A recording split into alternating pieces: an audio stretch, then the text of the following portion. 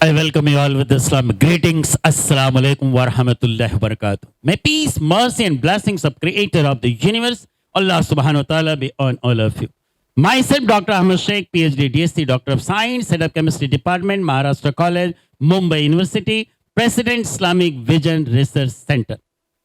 आज हम आपके सामने जिक्र करेंगे हजरत सुलेमान अलैहिस्सलाम बिल्कीस का तख्त जो पलक झपकते ही आपके दरबार में हाजिर हो गया। फिजिक्स की रोशनी में Einstein theory of general relativity, time dilation, wormhole and warp drive technique. Einstein 1905 में इन्हें पीएचडी मिली और इन्होंने स्पेशल थियरी ऑफ रिलेटिविटी को शाये किया, पब्लिश किया। आइंस्टाइन जानते थे कि इनकी special theory of relativity is applicable only to the inertial frames moving with constant speed but not applicable to the accelerating one. वो जानते थे कि उनकी थियरी जो है इनर्शियल फ्रेम्स में कांस्टेंट स्पीड, मुसलसल रफ्तार से चलने वालों के लिए एप्लीकेबल है, न कि एक्सेलरेटेड वन यानी जिसमें स्पीड चेंज होती हो। तो उन्होंने 1916 में जनरल थियरी ऑफ रिलेटिविटी की इजाद की, शाये किया, पब्लिश किया। वहां पे उन्होंने लेंथ कॉन्ट्रैक्शन, टाइम डायलेशन तो अपनी जगह रही, उन्होंने ग्रेविटी को लाया।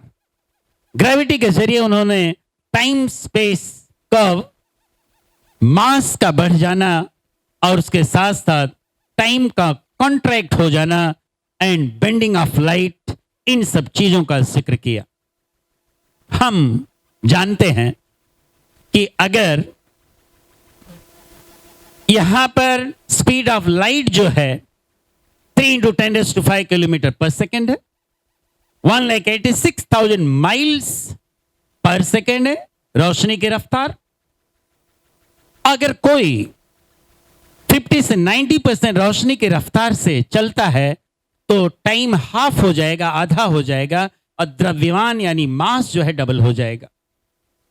और अगर कोई रोशनी की स्पीड से चल रहा है with the speed of light, जैसा कि हमने आपको बताया, तो उसमें होगा क्या कि उसमें वक्त बिल्कुल ठहर जाएगा, वक्त जीरो हो जाएगा, टाइम जीरो हो जाएगा, लेंथ कॉन्ट्रैक्ट हो जाएगी और मास जो है अनंत हो जाएगा, मीन्स इनफाइनाइट हो जाएगा। मैं आपको बता दूं, सन लार्ज हाइड्रॉन कोलाइडर में पार्टिकल को लाइट की स्पीड से चलाया जाता है और जब इनका द्रव्यमान बढ़ जाता है तो उसे उसकी स्पीड को बरकरार करने के लिए पावरफुल मैग्नेट्स का इस्तेमाल करते हैं। तो मालूम यह हुआ कि जब सूरज की रोशनी की रफ्तार से कोई अगर चलेगा तो वक्त ठहर जाएगा, जीरो हो जाएगा और मास जो इनफाइनाइट हो जाएगा, लेंथ कॉन्ट्रैक्ट हो जाएगा। आइंस्टाइन की जनरल थ्योरी ऑफ रिलेटिविटी के मुताबिक जब ग्रेविटी ज्यादा होगी, मास ज्यादा होगा, तो उसके साथ साथ स्पेस टाइम कम ज्यादा होगा। उसकी वजह से there will be bending of light, light जो है बेंड होगी, लाइट मुड़ेगी। इसका मतलब है कि रोशनी हमेशा सीधे रास्ते में नहीं चलती। आइंस्टाइन ने पाया कि there is a bending of light और टोटल सोलर एक्लिप्स के वक्त जब मून जो है सन को कवर करता है, बेंडिंग ऑफ लाइट की वजह से सन के पीछे उन्होंने बाकी प्लैनेट्स को देखा और उसके साथ साथ मरकरी ऑर्बिट को ट्रेस किया, जिसे आइजैक न्यूटन नहीं कर पाए क्योंकि मरकरी की ऑर्बिट फिक्स नहीं होती है। उसके बाद आइंस्टाइन की जनरल थ्योरी ऑफ रिलेटिविटी ने जीपीएस सिस्टम को मदद की। बगैर उसके जीपीएस सिस्टम को हम नहीं समझ सकते, उस पर वर्कआउट नहीं कर सकते। मिन्कोइस्किस ने फोर्थ डायमेंशन ऑफ, जिसे XYZ और फोर्थ डायमेंशन जिसे हम T टाइम कोऑर्डिनेट कहते हैं, फोर्थ डायमेंशन की इजाद की। तो पता ये चला कि Einstein theory of general relativity जो टाइम स्पेस कर्व की बात करती है, बेंडिंग ऑफ लाइट की बात करती है, और इसके साथ साथ साइंसदान ने मैथमेटिकल कैलकुलेशंस और आइंस्टाइन फील्ड इक्वेशन के जरिए 2 टेक्निक की इजाद की, जिसे वार्म होल और वार्प ड्राइव टेक्निक कहते हैं। यानी ग्रेविटी और स्पेस टाइम कर्व की तरह जैसे शॉर्टकट क्रिएट्स होते हैं, इन शॉर्टकट्स को वर्म होल कहते हैं। वर्म होल्स ये टनल की तरह होते हैं जो दो पॉइंट्स को स्पेस में ज्वाइन करते हैं, दो पैरेलल यूनिवर्स यानी मुतवाजी कायनात को ज्वाइन करते हैं।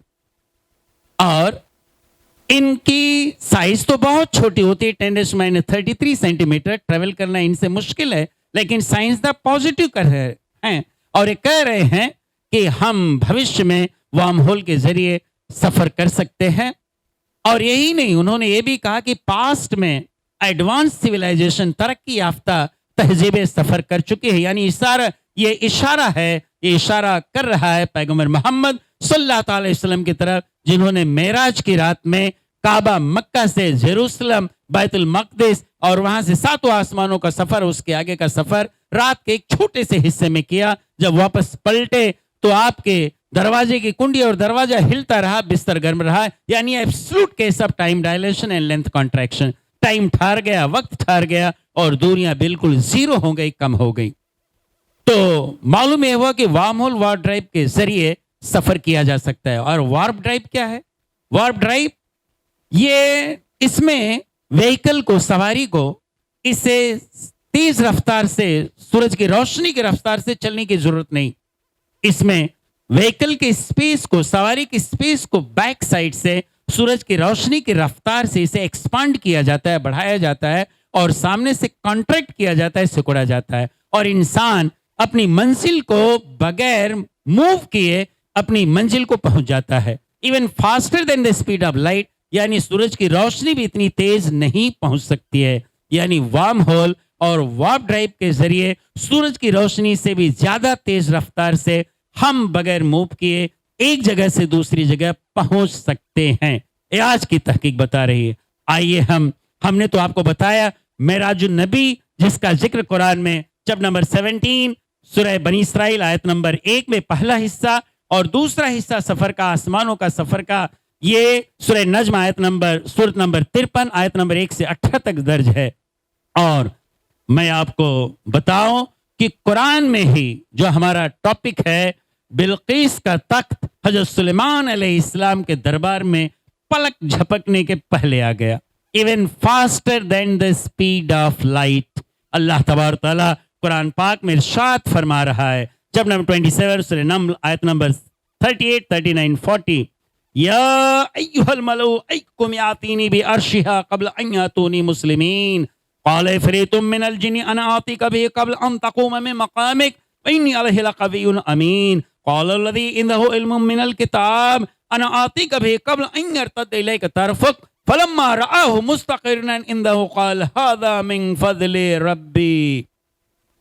हज़रत सुलेमान अलैहिस्सलाम ने अपने दरबारियों से कहा, कौन है जो बिल्कीस का तख्त उसके आने के पहले सरेंडर करते हुए, मुती होते हुए मेरी बारगाह में हाजिर हो जाए? कौन ला सकता है उसके आने के पहले?